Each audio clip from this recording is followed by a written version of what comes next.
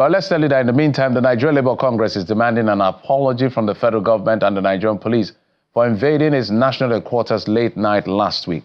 The NLC raised an alarm over how armed policemen had raided the Labour House, beating up a security operative, accessing multiple floors and carting away books from their library in search of seditious materials in connection with the End Bad Governance protest. In response, the police afterwards said it wasn't a raid, rather in a well-coordinated or lawful operation. They were in a hot pursuit of a foreign national implicated in numerous criminal activities across Nigeria and other African countries, who uses a rented shop within the building as a front for its criminal activities in Nigeria, an explanation the union rejects. In a communique by the NLC NEC, it maintains that for desecrating its headquarters, the government and the police must apologize and ensure their safety is guaranteed, while calling on government to be more accountable and stop being hostile to dissenting voices who hold opposing ideologies.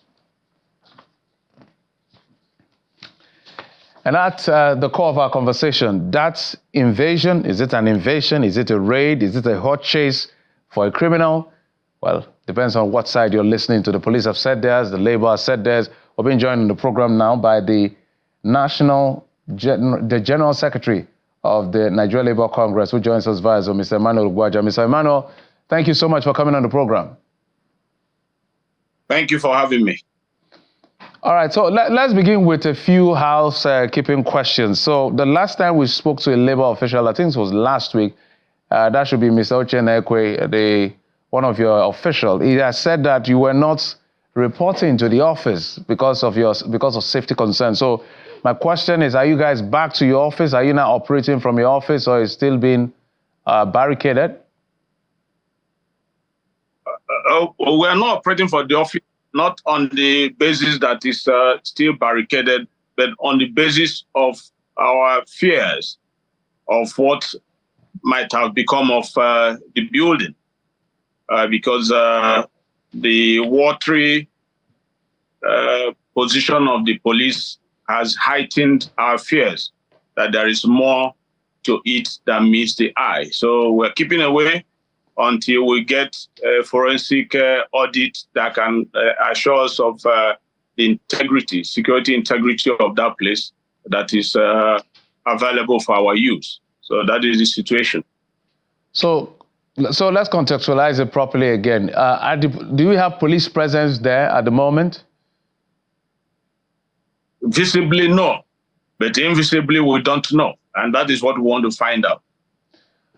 Okay, let's begin to look at some of the core issues raised as far as the police. Let's begin with some of the responses of the police as far as this is concerned. Police said they did not know that that place was your secretariat. And you said that's untenable. Why? Even by you should know that Nigerian police, for crying out loud, that says they were investigating what was amounting to an international investigation, will then tell you they didn't know that a 12th-floor high-rise building, Pascal Bafra Labour House, that is within the same area with Lucedet House, that several police personnel have have visited, will now suddenly become invisible to them because they were carrying out an investigation. It means they didn't know what they were doing. It must be a sham, because it would be shocking if we even had the secretary tucked away in a remote area in Gwagwalada or Lugbe or any aspects, and they make such a statement. It would have shown a complete compromise of their investigations. But it becomes more laughable that a high-rise 12th-floor building that has kept the Nigerian Labour Congress for over 2 decades will now be something that was unknown to Nigerian police. I shudder to take that from the Nigerian police. It means we're not safe. It means taxpayers' money is being wasted if Nigerian police does not know that Nigerian Labour Congress occupies Labour House in the central business district of Abuja. And then they said they were conducting an international investigation. That's a sham, because they are ridiculing our nation. How would they put such proposal? How would they put such findings to other countries they claim were impacted by the activities of the phantom they said they were chasing?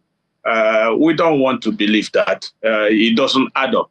And it can't be coming from an investigative arm of Nigerian police. It's shocking that they can make such revelation. It doesn't make sense.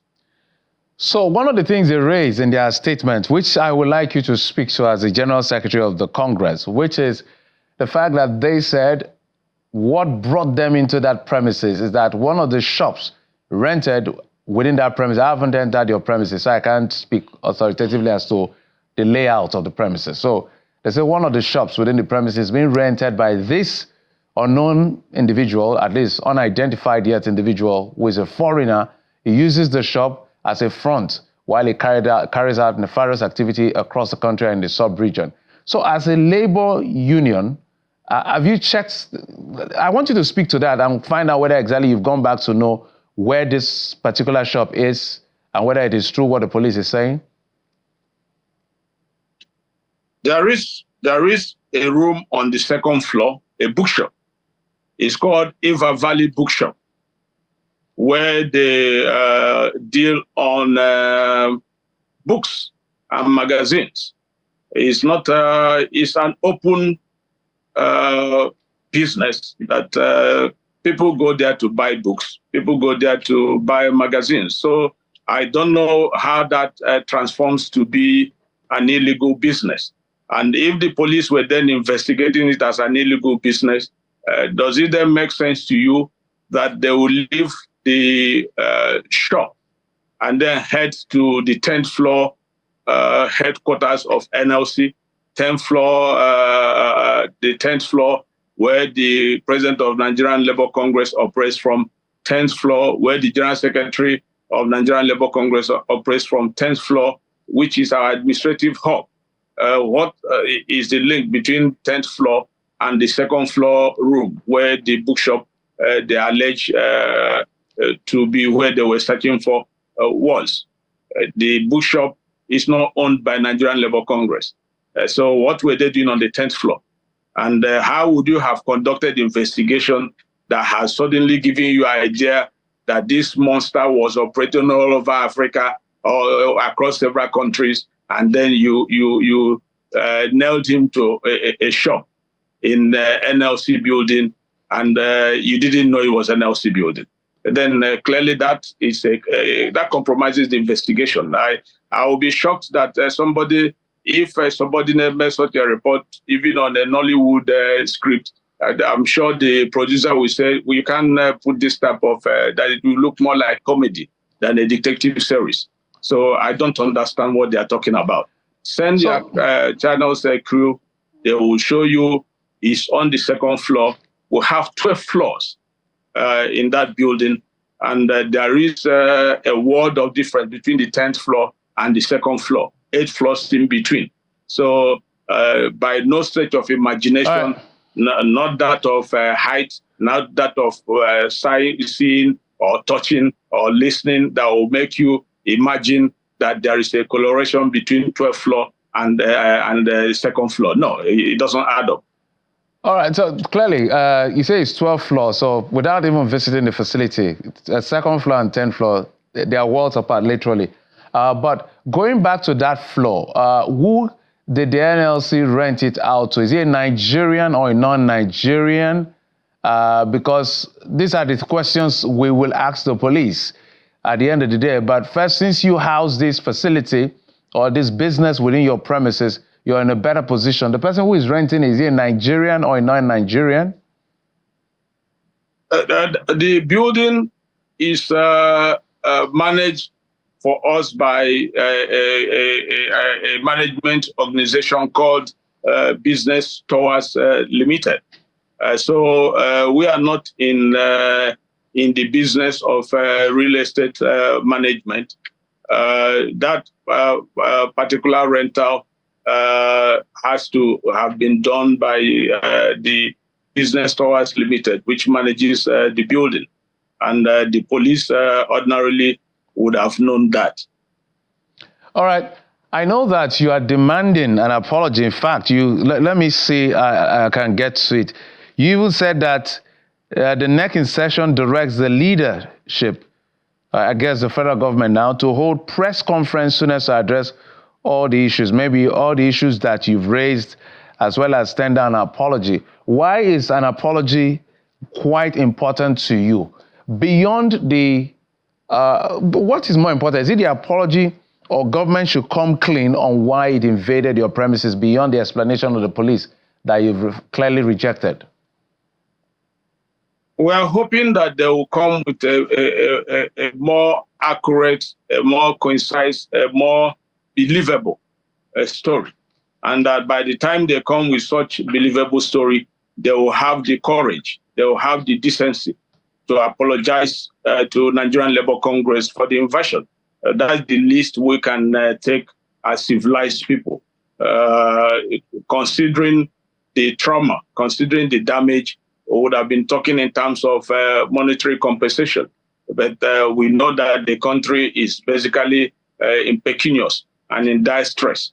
So the least we can demand as civilized, enlightened folks will be to get an apology from the government if genuinely they show concern, they show remorse from the error of judgment, if it was an error of judgment, or remorse from their continuous efforts to intimidate Nigerian Labour Congress.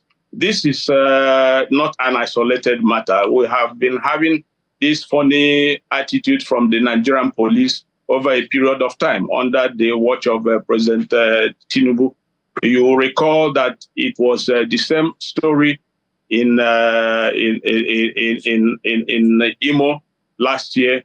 Within a period of 24 hours, they gave 3 different variants.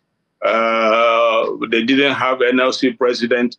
They didn't arrest NLC president. At the end, they used a battered and brutalized, disoriented Commander Ajero from police, who then now brought a story of protective custody. So we are scared of Nigerian police and the way they've been relating with the NLC.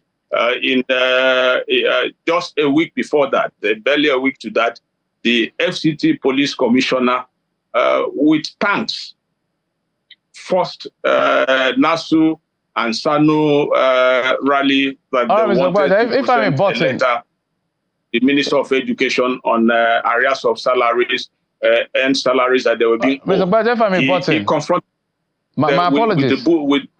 With armored tanks, as if they were criminals, knowing fully where these were regular folks.